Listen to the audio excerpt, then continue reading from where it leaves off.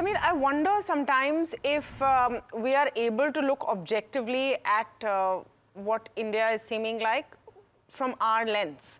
Because the fact is that the kind of results that we've seen or corporate growth we've seen so far in the last couple of quarters has been below par. Do you see that changing with this GST push, with tariffs easing, etc.?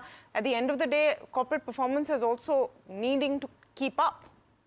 It will, because simply if you look at the three pools, one pool is financials. And the financials, which are dominated by the big banks, they have had a below 10% type of growth because of interest rate cut and NIM compression, which they themselves are saying, and everybody agrees that that is a matter of 1 or 2 quarters, that from next year, because this becomes stabilized and the interest rate cuts up pass through to the deposits and all, that over time that NIM goes back. And generally the thumb rule is that the financial sector or the banking sector grows about 1.5% to 1.7% of GDP in nominal terms.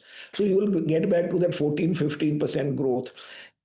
I'm only worried about the IT sector, but the IT sector today weight is about 10-15% because they are not going to grow 15% like, or even higher than they used to grow in the past. Maybe they grow from 3% to 8%. So that compression will be there. But even the consumer sector now, whether it is one-off or it is catch-up or it is pent-up, but you're going to have a massive 1 or 2 months starting on whatever, 22nd.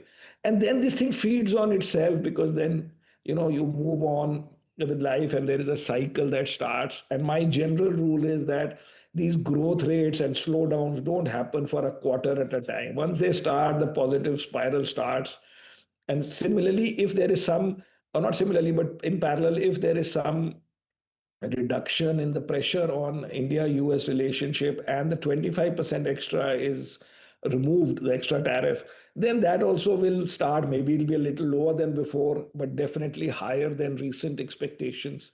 You have seen that already in the textile stocks, which we used to also own, we still own, which was down some 35%, and now this month is up 22%, but of course still down. So all these things will start again, and the pressure on jobs and salary cuts. I heard today that one company has made 25% salary cut across the board because of US impact on exports and or pressure on exports, and all these things will then normalize if these things get sorted out. So you will have higher growth than this year, I think, for sure.